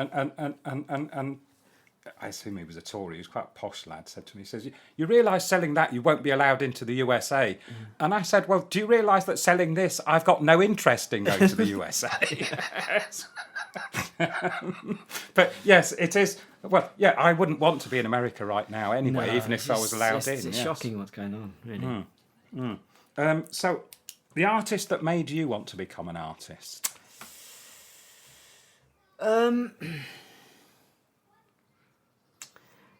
Quite a few people, really. I think when I first got into jazz and blues, I remember buying the Charlie Parker album and just being obsessed with that. And I never really thought about wanting to be a rock star or those kind of things as a kid. I more wanted to be like something in a kind of, like a bit more like David Attenborough or something like that. That was my kind of interest. But the well, I mean, I would say, for example, that what you do is not just that you are a performer, but you are, as I say, a documentarian, or you are kind of, I suppose I'm kind keeping of alive obsessed with it. It's almost to some extent an academic exercise, if you like. Maybe. I mean, or historical archivist exercise. I mean, it's not anyone you would expect. I mean, I remember as a kid watching a Status Quo concert, and seeing Francis Rossi with his little green Telecaster, and I can remember saying to my mum, "I want that guitar. I want one of those." I mean, I must have been about 4, and I can remember my mum saying, "Well, they'll probably be quite expensive," and I said, "Well, no, because it's just really simple. Yeah, it's a brutalist kind of guitar, isn't it? Yeah. The Telecaster, which is what's so great, So, I mean, things like that got me looking at, people on the stage. I suppose, I think maybe playing the guitar was more fundamental to me than performing with it to start with. And I've always been really interested in it as an instrument, things like banjos. But I don't know, really. I mean, I've got lots of people I love. I mean, I loved the Pogues growing up, and I love things like, as I say, David Bowie, but never really inspired me to. I didn't look at David Bowie and think, I want to do what he does. Well, that's really the sort of genesis of the question. However, to jog my memory, one of the things that I realised quite recently that I was really heavily inspired by and influenced by, especially in my electric guitar playing, is Mick Ronson.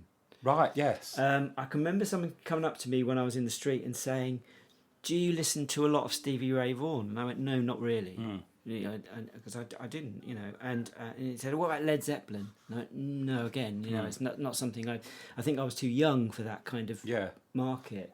And then he said, "Oh, there's something in your sound. You've got a kind of because I do use fuzz, funnily enough, in the electric stuff." And I was going through my old albums. Someone gave me a record player quite recently, so I started getting sort of getting back into buying vinyl again. Oh, I've done the same thing a couple of years ago. Everyone goes through that. Actually, but I'm now rediscovering the joy of vinyl. I prefer vinyl, not because I'm a purist or anything. Because I play it on one of those little cheap kind of GPO. I'm not really bothered with kind of high fidelity or that sort of stuff. But and obviously I'm listening to things like Blind Blake on kind of crackly 78s. But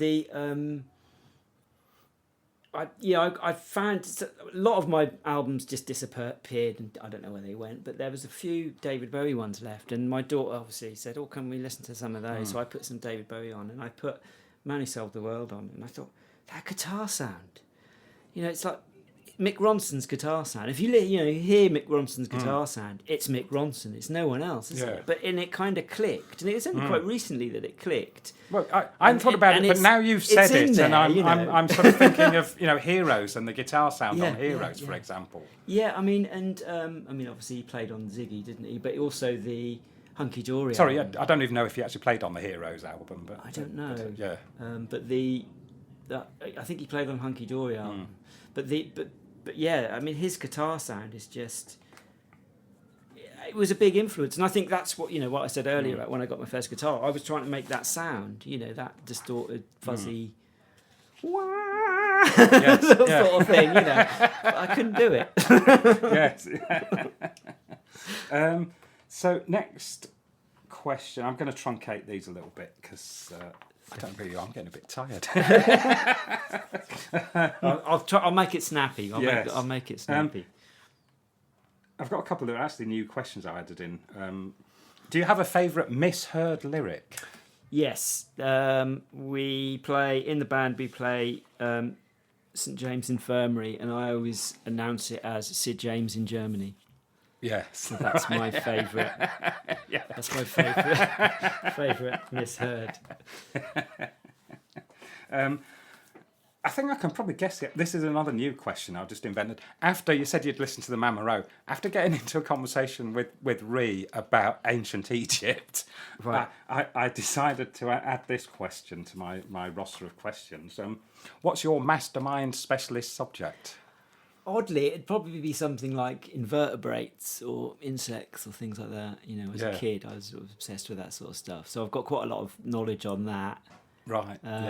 Which is kind of, I mean, my son's a marine biologist. Is it right? So he's studying that at the moment, and I think maybe that rubbed off a little bit. But he's kind of much more academic and scientific than me, than I ever was. You know, I didn't go down that route. But yeah, I was a bit obsessed with kind of insects and things. So I'd like to do blues and jazz and things like that, but I think I'd probably win if I did bugs.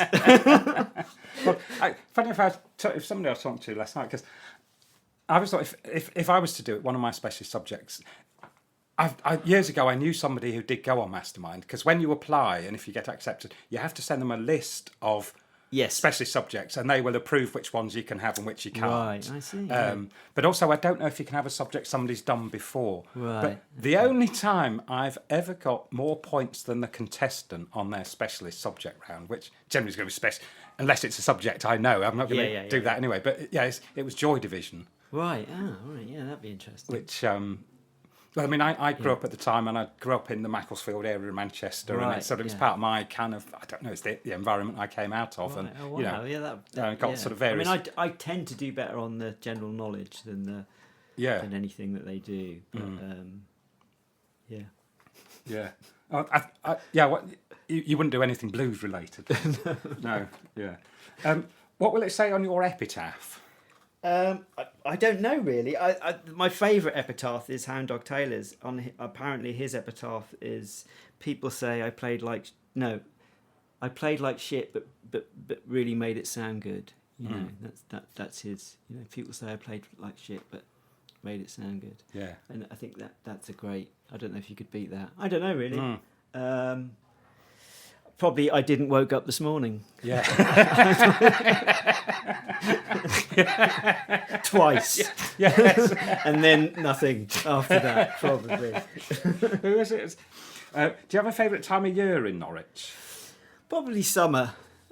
Spring and summer. Yeah, definitely. I do the winter in he says as Norfolk. We're sitting here sweltering I like it because it's it's good for the banjo. The heat. I mean you're not really wanting to go it's busking a hot-blooded in January, are isn't you? it? Yeah. But yeah, busking is great. I mean, Norfolk winters are really hard because you get what's called the Norfolk whiteout sky. You know, so it's just like you're in a Tupperware box for several months, and it's quite tough, really. I mean, it's bleak. And it's quite beautiful in its bleakness, you know, the fens and the flat kind of landscape. Oh yeah, I mean, I've gone out, I've gone out walking in that time of year in but I just Norfolk, love summer. Yes. I love the heat. You know, I just really like the heat. You know. Yeah. If you could change anything about Norwich, what would it be? I'd probably move it to Bristol.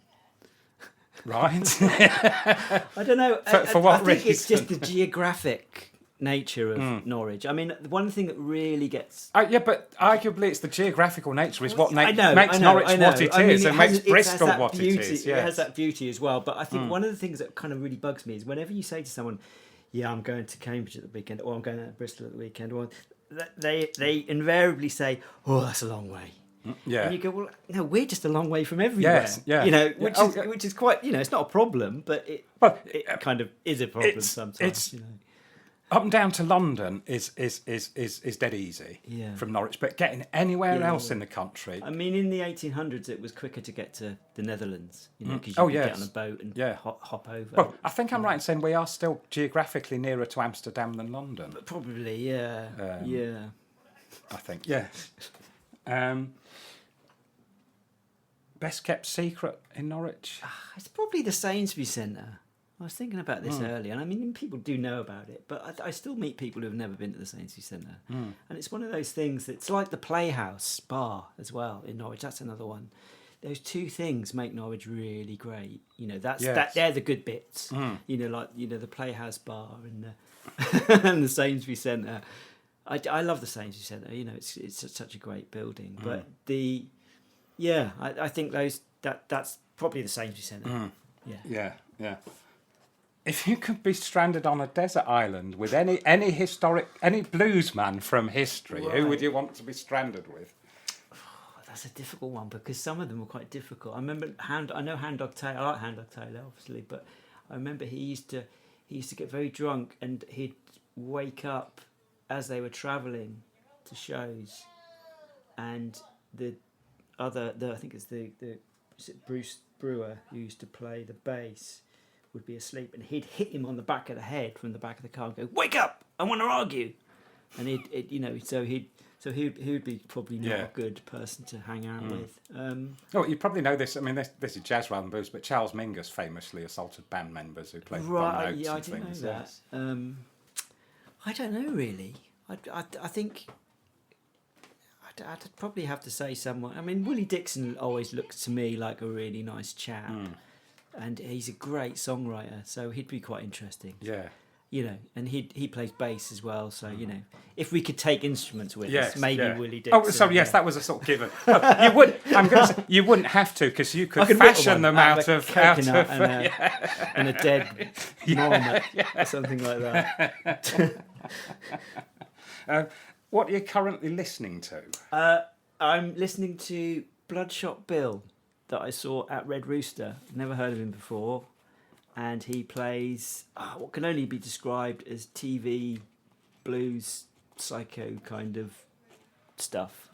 Brilliant, excellent. One-man band, played drums, full drum kit almost, and a guitar. It's just fantastic. And his lyrics are just, his vocal delivery is just incredible. It's crazy, but incredible. Right, yeah. Really fantastic. So Bloodshot Bill. My son bought me the single, one of his singles, while we were there, because I liked it so much. Yeah. All right. Yeah, I didn't go this year. I've been a few times. I don't go every year, but we were hoping to catch Jaron Paxton again, Blind Boy Paxton again. Yeah. But he was. We only went on the Saturday, and I think he played on the Friday. But he was the highlight for me, Bloodshot Bill, this year. Because I was interested to see. Talking about contemporary blues artist, Joanna Fish, I think she's called. Samantha Fish. Samantha Fish, yeah. No, I didn't see her. No. Yeah. I was going to say contemporary blues. Again, that's another subject. We could have a whole podcast whole on contemporary podcast. blues musicians, isn't it? Yeah. Well, I'm going to draw it to close. Firstly, let's know where we can find any...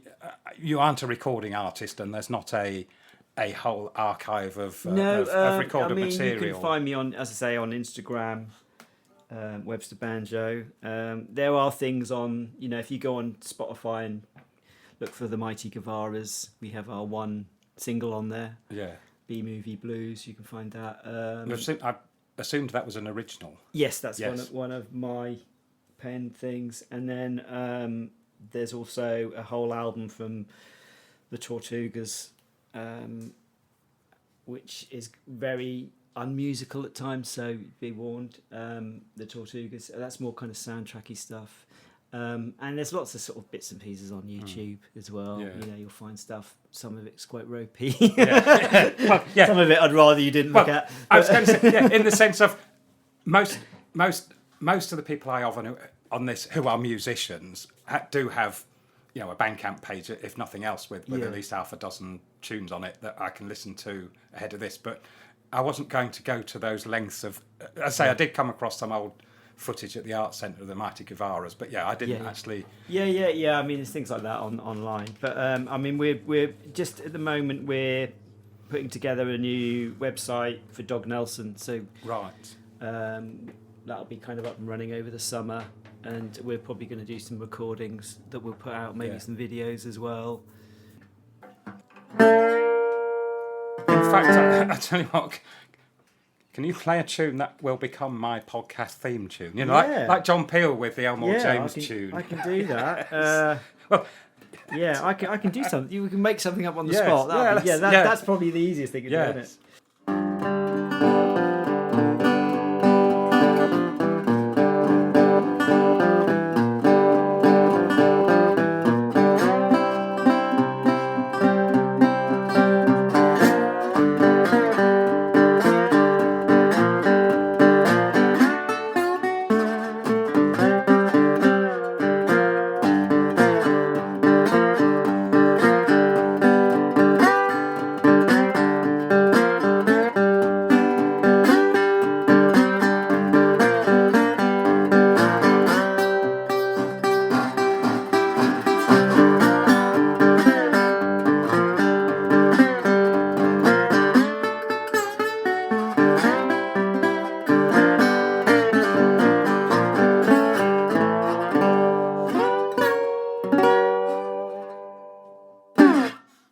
want to give that tune a name?